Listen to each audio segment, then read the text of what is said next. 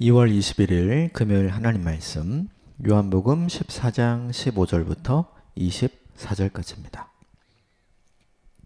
함께 교독하겠습니다. 너희가 나를 사랑하면 나의 계명을 지키리라. 내가 아버지께 구하겠으니 그가 또 다른 보혜사를 너희에게 주사 영원토록 너희와 함께 있게 하리니 그는 진리의 영이라. 세상은 능히 그를 받지 못하나 나니 이는 그를 보지도 못하고 알지도 못함이라. 그러나 너희는 그를 아나니 그는 너희와 함께 거하심이요 또 너희 속에 계시겠음이라. 내가 너희를 고아와 같이 버려두지 아니하고 너희에게로 오리라. 조금 있으면 세상은 다시 나를 보지 못할 것이로되 너희는 나를 보리니 이는 내가 살아있고 너희도 살아있겠음이라. 그날에는 내가 아버지 안에 너희가 내 안에 내가 너희 안에 있는 것을 너희가 알리라. 나의 계명을 지키는 자라야 나를 사랑하는 자니 나를 사랑하는 자는 내 아버지께 사랑을 받을 것이요 나도 그를 사랑하여 그에게 나를 나타내리라. 가룟 아닌 유다가 이르되 주여 어찌하여 자기를 우리에게는 나타내시고 세상에는 아니하려 하시나이까?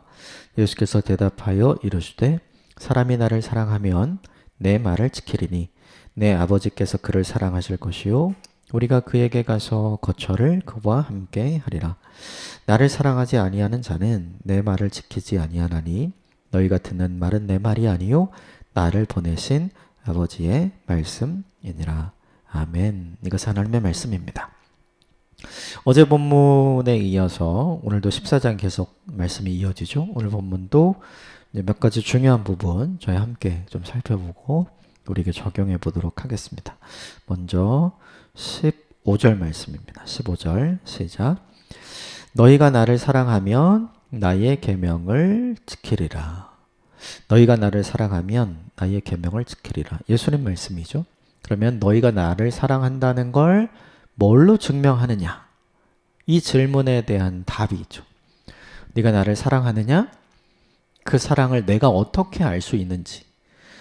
예수님을 사랑한다고 많이 고백을 하는데 우리가 고백하는 그 사랑이 진심이고 진짜이고 그리고 전심인지 진짜 정직한 믿음의 고백인지 주님이 어떻게 아시는가? 이걸 보면 안다는 거예요. 내 계명을 지키는가 지키지 않는가. 사랑은 무엇으로 증명이 되는가?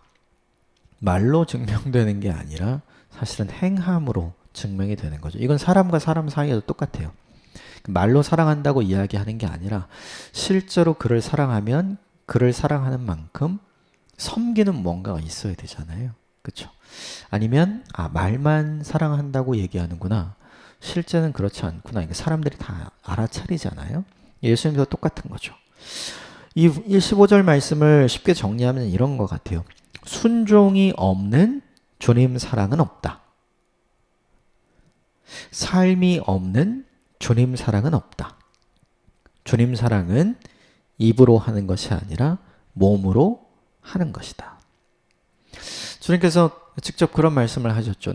나더러 주여 주여 하는 자마다 하나님 나라에 들어갈 것이 아니다. 내 아버지의 뜻대로 행하는 자라야 합당하다. 이게 똑같은 맥락의 말씀인 거죠.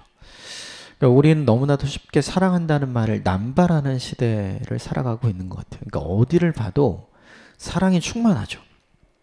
근데 실제로 그 사랑을 충만히 느끼는 사람은 적은 것 같아요. 그래서 사랑한다는 말은 어디를 가도 넘쳐나지만 실제로 내가 사랑을 받고 있구나라고 감격하고 감동하는 사람들은 정말 적은 거죠. 그 이유가 뭐냐 하면 말로는 하고 있는데 몸으로는 하고 있지 않기 때문이죠. 오늘 예수님이 똑같은 이야기를 합니다. 나를 사랑하는 사람, 그 사람은 무엇으로 나를 사랑한다고 고백하는가? 그의 행위, 그의 삶, 그의 태도, 그의 순종으로 주님을 사랑한다고 고백하는 것이야. 이렇게 이야기를 하죠. 이 본문을 우리에게도 좀 적용해야 할 것 같아요. 우리도 주님 사랑한다고 고백 많이 하잖아요. 근데 무엇이 진짜 그 고백을 진실되게 하고 참되게 하는 것인가? 결국 내가 어떻게 하느냐? 말씀대로 살아갈 때 주님은 아시는 거죠. 우리가 주님을 사랑하는구나. 결국 순종이라는 말은 두 가지 의미를 다 포함하죠. 듣고 따라하는 거잖아요. 그러니까 listen and obey가 되는 거죠. listen, 듣기만 하는 사람들 굉장히 많은 것 같아요. 그리고 행하지는 않는 사람. 그러면 그건 순종이 아니죠. 그건 사랑이 아닌 거예요. 주님이 요구하시는 건 듣고 행하는 자. 지난주 본문에 보면 알고 행하는 자. 그가 복되다 이렇게 이야기하시잖아요. 우리에게 중요한 건 이건 것 같아요. 내가 어떻게 몸으로 순종할 것인가. 내가 어떻게 내 태도와 삶으로 순종할 것인가. 이걸 하루 고민해 보는 날이 되었으면 좋겠습니다. 16절, 17절, 18절까지 같이 볼까요? 시작. 내가 아버지께 구하겠으니 그가 또 다른 보혜사를 너희에게 주사 영원토록 너희와 함께 있게 하리니 그는 진리의 영이라 세상은 능히 그를 받지 못하나니 이는 그를 보지도 못하고 알지도 못함이라. 그러나 너희는 그를 아나니 그는 너희와 함께 거하시며 또 너희 속에 계시겠음이라. 내가 너희를 고아와 같이 버려두지 아니하고 너희에게로 오리라. 어제 본문 마지막에 예수님께서 내가 가야 이제 그가 온다 이야기를 하시고, 그리고 16절에 또 다른 보혜사, 이게 성령님이죠. 이분을 내가 너희에게 보내게 해서 너희로 하여금 이 성령님과 함께 하게 하겠다 이렇게 얘기하죠. 그러니까 예수님이 이제 본격적으로 떠남을 얘기하는 거예요. 그러니까 불안하죠, 제자들은. 그런데 제자들이 불안하지 않아도 되는 이유는 보이는 예수님은 떠나지만 보이지 않는 성령님이 오셔서 너희와 함께 할 거야. 지금 이 설명을 해주고 있는 거죠. 이 부분이 우리에게 중요한 게 있어요. 이게 뭐냐 하면 믿음의 업그레이드예요. 우린 흔히 믿음을 보여줘, 그럼 믿을게. 그래서 보여주고 믿으면 그게 믿음인 거라고 생각하잖아요. 근데 사실은 그건 믿음이 아니에요. 보면 믿음이 필요 없어요. 그러니까 지금 제자들은 예수님과 함께 있잖아요. 예수님을 보고 있는 상태잖아요. 예수님이 자기들과 함께 계세요. 그러니까 제자들에겐 무엇이 필요 없냐면 예수님에 대한 믿음이 필요 없어요. 거기 함께 있으니까요. 그런데 예수님이 안 계시는데 그분이 나와 지금 여기에 함께 있어 라는 건 내가 못 보는 거잖아요. 그런데 내가 못 봄에도 불구하고 그분이 여기 함께 계셔 라는 사실을 내가 믿을 때는 이제 진짜 믿음이 필요한 거죠. 예수님이 함께 계실 때는 사실은 우리 믿음이라고 부르지만 그 믿음이 필요 없는 거예요. 여기는 그냥 옆에 계시니까요. 그런데 예수님이 안 계시면 그때는 진짜 믿음이 필요한 거죠. 보이지 않는 것을 보는 거, 내 손에 잡히지 않는 것을 있다고 확신하는 거.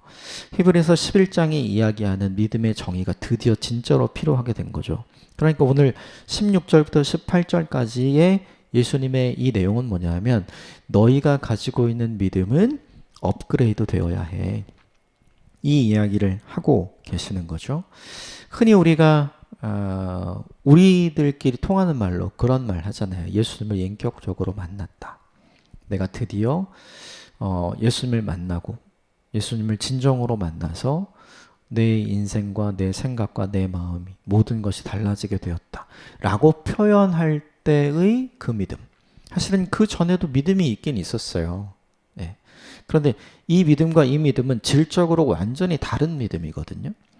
그러니까 제자들이 예수님과 함께 있을 때 가지고 있었던 믿음과 제자들이 예수님과 함께 없을 때 죽으시고 부활하시고 승천하신 이후에 제자들이 갖고 있는 그 믿음과는 완전히 질이 다른 믿음인 거죠. 예수님은 지금 그걸 준비하고 계시는 거죠. 여러분 이게 되게 중요해요. 예수님의 관심사가 무엇인가? 예수님이 가장 사랑하시고 사랑하실 때 끝까지 사랑하셨던 제자들을 향한 가장 큰 관심사가 무엇인가? 그들의 믿음이 업그레이드 되는 거. 이걸 우리에게도 적용해야 돼요. 주님이 우리를 향해 가지고 계시는 가장 큰 관심사가 무엇일까? 우린 다 이렇게 생각해요. 내가 행복하게 살았으면, 내가 건강하게 살았으면, 그리고 내 인생에 아무 일이 없이 평탄하게 은혜와 복을 누렸으면. 근데 사실 생각해보면 이건 다 우리의 관심사예요. 우리가 원하고 우리가 바라는 우리의 관심사, 나의 관심사이지 주님의 관심사가 그렇다고 말할 수 없어요. 주님은 우리에게 분명히 말씀하셨어요. 내가 주는 기쁨도 너희에게 있겠지만 나의 고난도 너희가 함께 받아야 된다. 이런 말씀을 하시거든요. 그러니까 주님의 관심사는 우리의 관심사와 다른 거예요. 우리가 이걸 인정해야 됩니다. 그렇다면 주님의 관심사는 무엇인가? 우리의 믿음이죠. 제자들처럼. 지금 제자들은 이제 십자가라는 큰 인생의 사건을 눈앞에 두고 있잖아요. 믿음이 흔들리고 믿음이 사라져버릴 만한 인생의 큰 충격. 그 충격 앞에서도 그의 믿음이 흔들리지 않도록 하기 위해 지금 이걸 준비하는 거잖아요. 우리도 마찬가지죠. 또 예수 그리스도를 믿고 하나님을 아버지로 고백하면서 성령님과 내주하시는 성령님과 동행하는 인생을 살지만 우리의 마음과 믿음과 생각을 송두리째 흔들어버리는 여러 가지 인생의 사건들을 우리가 경험한단 말이죠. 예수님의 관심사는 그때에도 우리 믿음이 흔들리지 않았으면. 그러려면 해야 되는 게 있어요. 우리 믿음의 업그레이드를 해야 하는 거죠. 이게 너무나 중요해요. 그런데 이 믿음의 업그레이드는 무엇으로 가능한가? 또 다른 보혜사가 오셔야, 성령님이 우리와 함께 하셔야 가능한 거죠. 여러분 이걸 사모하십시오. 성령께서 내 안에서 충만하게 역사하심으로 보지 않아도 믿을 수 있는 믿음의 사람으로 업그레이드가 되도록, 잊지 않아도, 만져보지 않아도, 경험하지 않아도 내가 그것 모두를 온전히 전심으로 마음을 다해 진지하게 믿는다고 고백할 수 있는 믿음의 사람이 될 수 있도록 여러분의 믿음이 업그레이드 되는 것을 사모하십시오. 이건 우리가 할 수 있는 일이 결코 아닌 것 같아요. 컴퓨터도 마찬가지인 것 같아요. 사용하던 컴퓨터를 업그레이드 하려면 제일 중요한 게 있죠. 그냥 사용하던 프로그램을 업그레이드 하는 거는 그냥 프로그램 사양이 높아지는 거지 컴퓨터 사양이 높아지는 게 아니잖아요. 정말 컴퓨터의 사양을 업그레이드 시키려면 부품을 다 갈아야 돼요. CPU도 갈아야 되고요. GPU도 갈아야 되고요. 그리고 램도 늘려야 되는 거죠. 하드웨어를 갈아야 되는 거죠. 근데 이거는 컴퓨터 자체로 할 수 없죠. 우리 마찬가지. 우리가 우리 스스로 우리 자체의 믿음을 업그레이드 시킬 수 없어요. 외부에서 와야 돼요. 오직 그 일을 감당하시는 성령께서 우리 안에 충만하게 임하셔야 가능한 일이죠. 그러므로 성령의 충만함을 통해서 우리의 믿음이 업그레이드 되기를 사모하십시오. 이 일이 우리에게 중요해요. 오늘 하루가 저와 여러분에게 그런 날이 되었으면 좋겠습니다. 19절부터 21절까지 볼까요? 같이 읽읍시다. 시작. 조금 있으면 세상은 다시 나를 보지 못할 것이로되 너희는 나를 보리니 이는 내가 살아있고 너희도 살아있겠음이라. 그날에는 내가 아버지 안에 너희가 내 안에 내가 너희 안에 있는 것을 너희가 알리라. 나의 계명을 지키는 자라야 나를 사랑하는 자니 나를 사랑하는 자는 내 아버지께 사랑을 받을 것이요 나도 그를 사랑하여 그에게 나를 나타내리라. 예수님의 죽음을 통해서 알게 되는 것, 예수님의 부활이 있다는 걸 알게 되는 거죠. 그리고 죽음과 부활을 통해서 알게 되는 게 뭐냐면 하나님이 함께 계시는구나. 그리고 그 보이지 않는 하나님이 이 예수님과 함께 하는 것처럼 이제는 보이지 않게 되는 그 예수님이 우리와 함께 계시는구나. 그걸 알게 된다는 거예요. 이게 제자들에게 너무나 중요했기 때문에 이걸 계속해서 가르치는 거죠. 그러면서 제자들에게 또 하나 강조했던 건 뭐냐면 나의 계명을 지키는 자가 나를 사랑하는 자다. 나의 계명을 지키는 자가 하나님께 사랑을 받을 것이다. 그러니까 지금 예수님이 말씀하신 대로 하라는 거잖아요. 예수님이 말씀하신 대로 믿고 예수님이 말씀하신 대로 하면 너희가 지금 보지 못하는 그 하나님의 사랑을 너희가 받게 될 것이다. 그래서 이 19절부터 21절까지의 말씀을 요약하면 이렇게 정리할 수 있을 것 같아요. 내가 주님을 대하는 방식이 하나님이 우리를 대하는 방식이 됩니다. 내가 주님을 사랑하면 내가 주님의 계명을 지켜내면 주님께서 이렇게 말씀하셨죠. 얘들이 나를 사랑하는구나. 그래서 하나님께서 너희를 어떻게 사랑하는지 보여주실 것이다. 21절 하반절에 이렇게 되어 있죠. 그에게 나를 나타낼 건데, 그 앞전에 내 아버지께 사랑을 받을 것이요. 너희가 하나님을 어떻게 사랑하는지는 너희가 나를 어떻게 대하는지를 통해서 드러난다. 그걸 보여주면 하나님께서 너희를 어떻게 사랑하는지 보여주실 것이고 나도 그 사랑이 어떤 건지 너희에게 보여줄 것이다. 우리는 이런 질문 많이 하는 것 같아요. 하나님은 과연 우리를 사랑하시는가? 그걸 확인하는 방법이 있어요. 그게 뭐냐 하면 우리가 어떻게 하나님을 사랑하는가 이걸 살펴보면 돼요. 내가 하나님을 대하는 방식으로 하나님이 우리를 대하시니까요. 그러면 이 본문을 통해 우리가 좀 정리해 볼 수 있는 건 이것인 것 같아요. 뭐냐면 하나님은 우리를 어떻게 사랑하시는가? 모두를 똑같이 평등하게 사랑하시는가? 그렇지 않죠. 사람마다 다 하나님을 대하는 방식이 다르잖아요. 하나님은 모두를 평등하게 사랑하지 않고 하나님은 각자가 하나님을 사랑하던 방식으로 똑같이 공평하게 그를 사랑하시는 거죠. 하나님께 믿음을 심은 사람은 하나님께 믿음을 얻게 되겠죠. 하나님께 불신을 심은 사람은 하나님께로부터 불신의 열매를 얻게 되겠죠. 그러면 되게 중요한 게 있죠. 기본적으로 안 바뀌는 건 하나님이잖아요. 바뀌는 건 뭐만 바뀌어요? 우리만 바뀌죠. 하나님의 사랑을 의심하지 말고 내 사랑이 변질되지 않았는지를 점검해 보는 게 우리에게 너무나 중요한 일이죠. 하나님이 정말 나를 사랑하시는 건 맞나? 이런 질문이 들고 그런 의심이 들고 그런 느낌이 들 때 우리가 해야 될 게 있어요. 뭐냐면 내가 나를 돌아보는 거예요. 내가 하나님을 어떻게 사랑했는가? 내가 하나님을 어떻게 대했는가? 그걸 살펴보면 답이 나오게 되겠죠. 하나님은 안 바뀝니다. 우리만 달라질 뿐이에요. 그러므로 우리를 다시 바꾸어서 이 변함없는 하나님의 사랑을 다시 한번 충만하게 경험하는 오늘 하루를 사시게 되기를 주님의 이름으로 축복합니다. 마지막 하나만 더 볼까요? 23절, 24절 시작. 예수께서 대답하여 이르시되 사람이 나를 사랑하면 내 말을 지키리니 내 아버지께서 그를 사랑하실 것이요 우리가 그에게 가서 거처를 그와 함께 하리라. 나를 사랑하지 아니하는 자는 내 말을 지키지 아니하나니 너희가 듣는 말은 내 말이 아니요 나를 보내신 아버지의 말씀이냐. 또 한 번 확인하죠. 저는 이 본문을 보면서 생각나는 게 있어요.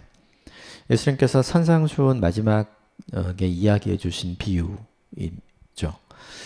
홍수가 났는데 모래 위에 집을 지은 사람과 바위 위에 집을 지은 사람이 있다. 차이는 뭐냐면 집은 똑같이 지었어요. 근데 기초가 다르죠.